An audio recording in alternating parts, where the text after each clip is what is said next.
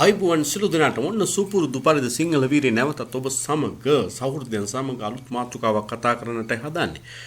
පින්තූරේ වගේම ඔබ දැකලා තියෙනව නේද මේ වගේ ගෙම්බු නේද? දිය ගොඩ සෑම තැන ඉන්න ගෙම්බු.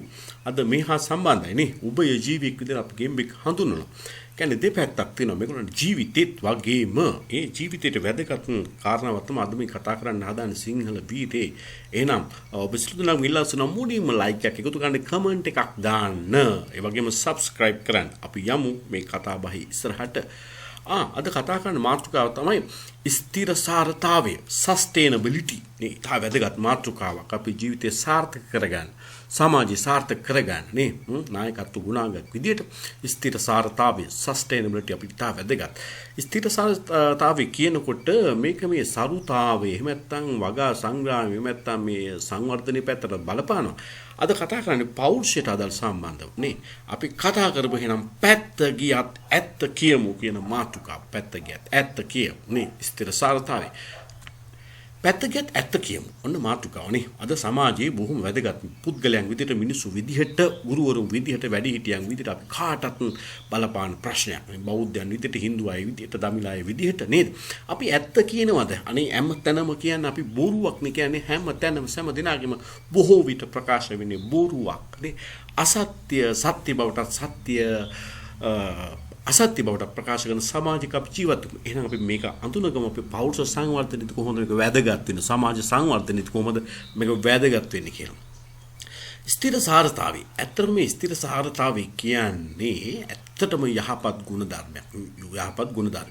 ආගම දහමින් පොතපතින් සාහිත්‍යයෙන් අපි උගන්වන්නේ මේවා තමයි. ඉගෙන ගන්න මේවා තමයි. ඒතකොට බලමු මේ ස්ථිරසාරතාවය කියන්නේ මොකක්ද කියලා. ඇත්තටම කටුක හා අභියෝගාත්මක අවස්ථාවක. ඇත්තටම මේක පැහැදිලි කරගන්නත් වටවන්නේ කටුක. ඒක විඳින්න හරි අපහසුයි නේද? වේදනාකාරී.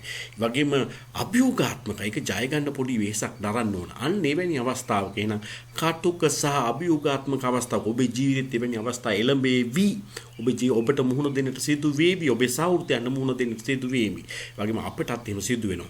අන්න එවැනි අවස්ථාවක නොබියව අවංකම ඍජුව එක කෙලින්ම හෘද සාක්ෂියට එකඟව අවස්ථාවට ගැළපෙන පරිදි සදාචාරාත්මකව තම අදහස ඔන්න තමන්ගේ අදහස අවශ්‍යතාවය හෝ බලාපොරොත්තුව ස්ථිර ලෙස ප්‍රකාශ කිරීම අපිට කියන්න පුළුවන් ස්ථිරසාරතාවය කියලා.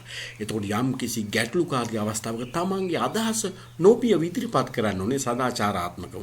මෙන්න මේක හිතා වැදගත්. අවස්ථාවට කතා නොකර සිටීමත් කතා නොකළ යුතු තැන්වල කතා කිරීමත් ඉතාම ගැටලුවක් වෙන සමාජ ප්‍රශ්න ඇති වෙනකොට ඒ තැන්වල අපි මැදිහත් වෙන රටේ සංවර්ධනය සඳහා සමාජ සංවර්ධනය සඳහා පෞද්ගල සංවර්ධනය සඳහා ඉතා බලපානවා ඉතා වැදගත්.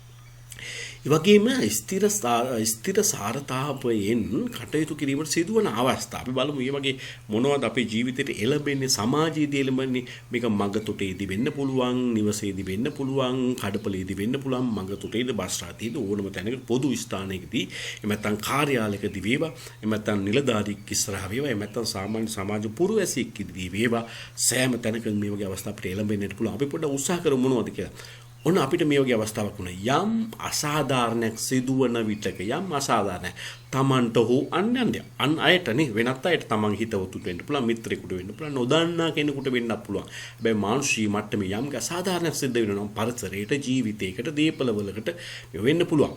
ඒ වගේම අසත්‍ය චෝදනා නගන අවස්ථාවක්. අසත්‍ය චෝදනා ඇත්ත නෙමෙයි කියන්නේ, වැරදි දෙයක් කියන්නේ. කරුණු එල්ල කරනට අසත්‍ය චෝදන නගමින් කරුණු කියන විට බොරුව වපුරන විට වෙන මේක ඉතා වැදගත්. වෙන අවස්ථා අපිට බලන්න පුළුවන් මාධ්‍ය තුලදී වගේම විද්‍යුත් මාධ්‍ය, මුද්‍රිත මාධ්‍ය, සමාජ ක්‍රියාකාරී ආදී තැන්වල අපිට මේවා දකින්නට පුළුවන්. හෘද සාක්ෂියට පටහැනිව කටයුතු කිරීමට බලපෑම් කරන විට ඔන්න ඕනම පුද්ගලෙක් බොරු සාක්ෂි දෙන්න, බොරු කරුණු කියන්න, අසත්‍ය ප්‍රකාශ කරන්න කියලා කියන අවස්ථාවක් වෙන්න පුළුවන්. කෝපවි කෙනෙකු කතා කරන විට අන්න එවැනි විටක අපි ස්ථිරසාරතාවයෙන් කටයුතු කිරීම ඉතාම වැදගත්. ඒ වගේම තවත් කෙනෙකු විවේචනය කරනකොට ඔන්න පුද්ගලයන් විවේචනය කරනකොට ඇත්තටම අපි සත්‍යානුකූල සත්‍ය භාවයෙන් යුතුව නිවැරදි ප්‍රකාශ කිරීම ඉතා වැදගත්. ඒ වගේම තමා තුළ ස්ථිරසාරතාවය පිහිටුවා ගැනීමට නම් අපි තුළ මේ ස්ථිරසාරතාවය ඇති කර ගන්නට නම් මෙන්න මේ කරුණු ඉතාම වැදගත් වෙනවා. කිසියම් නීති විරෝධී සදාචාර විරෝධී ක්‍රියාවක් කිරීමට සිතන විට එහෙම අපිට හිතෙන්න පුළුවන් අපි සාමාන්‍යයෙන් පෘථග්ජන මිනිස්සු විදිහට අපිට හිතෙන්න පුළුවන් නීති විරෝධී ක්‍රියාවක් සදාචාර විරෝධී ක්‍රියාවක් කිරීමට හිතෙන්න පුළුවන් සිතුවිලි පහළ වෙන්න පුළුවන්. අන්නේ සිතන විට තමා තුලින්ම ඊට ප්‍රතිවිරුද්ධ සිතුවිලි ඉස්මතු වී එම අයහපත් සිතුවිලි මැඩ පවත්වා ගැනීමට මේ ස්ථිර සාරතාවී තාම පිටු බලයක් වෙනවා පිටුවා ගත යුතු වෙනවා. ඒ වගේම ආක්‍රමණශීලී චර්යා හා යටහත් චර්යාවලින් බැහැරව ආක්‍රමණශීලී අපිව යටත් කරගන්න එන අවස්ථාවක් එන්න පුළුවන්. නැත්නම් යටහත් චර්යාවලින් තවත් කෙනෙකුට යටත් වෙලා ඉන්න වගේ අවස්ථාවක් එළඹෙනකොට අන්න ඒ වලින් බැහැරව ස්ථිරසාර චර්යා අනුගමනය කිරීමෙන් පරිණත සියත්වයක් නේ තමන් අයිතික ආත්මාභිමානින් යුතුව තමන්ට ගොඩ නැගෙන්නට පුළුවන් අවස්ථාවක් නේ. පරිණත සියත්වයක් ගොඩ නගා ගන්නටත් මේක ඉතා වැදගත් වෙනවා. පිටුවා ගන්න වෙනවා. බලමු ඊළඟට ස්ථිර සාරතාවය සඳහා ප්‍රගුණ කළ යුතු ගුණාංග. මේවා පුද්ගලයන් තුල නිකන් එන්නේ නැහැනේ. සත්‍ය කතා කරන්න ඇත්ත කතා කරන්න පෙනී සිටින නිකන් එන්නේ නැහැ.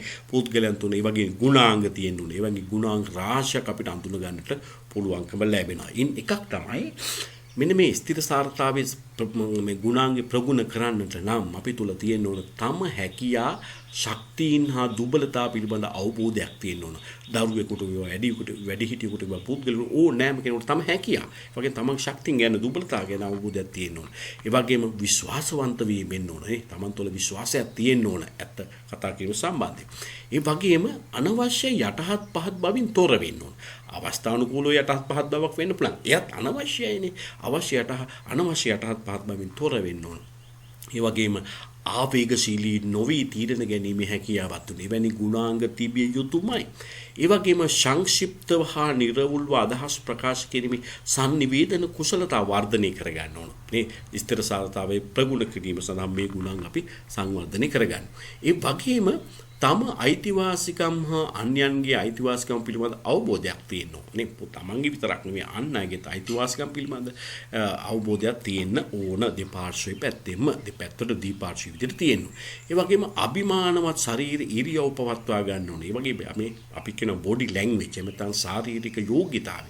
එවැනි ආකාරයෙන් අපි ඉන්න ඕනේ හිටගෙන ඉන්න විදිය, පහසුවෙන් ඉන්න විදිය, පුද්ගලික ඉදිරියේ ගනුදෙනු කරන විදිය, කතා කරන විදිය මේ වගේ ගුණාංග අපි තුල තියෙන්න ඕනේ. ඒවා ඇති කරගන්න. ඒ වගේම නීති රීති වලට එකඟව කටයුතු කිරීමේ හැකියාවක් තියෙනවා. යම්කිසි පොදු සමාජයේ පිළිගත් සිරිත් විරිත් ගුණ ධර්ම ආචාර ධර්ම නීති රීති වත් පිළිවෙත් මේවට නීති රීතිව එකඟව කටයුතු කිරීමේ හැකියාව අපි තුල තියෙන්න ඕන. ඒ වගේම පරාර්ථකාමී බව අගය කරන්න ඕන. පරාර්ථකාමී අන් අයට සේවය කිරීමේ හැකියාව ඒ ගුණාංගය අපි අගය කරමින් හැකියාවක් අපි තුල තියෙනවා. ඒ වගේම ආදර්ශයට ගත හැකි සමාජ සම්මත චරිත ලක්ෂණ වර්ධනය කරගන්න ඕන. සමාජයට ආදර්ශයක් දෙන්න පුළුවන්. සමාජ සම්මතය පිළිගන්න. එවැනි ගුණාංග අපි තුල තිබුණොත් ස්ථිර සාර්ථකතාවය ඇති කරන්න පුළුවන්. ඒ සමාජ සංවර්ධනයට පුද්ගල සංවර්ධනයට ඉතාම බලපාන. ඒ වගේම ජාතික විදියට ජාත්‍යන්තර විදියටත් මෙවැනි ගුණාංග අපි තුල තියෙන්නට ඕනේ.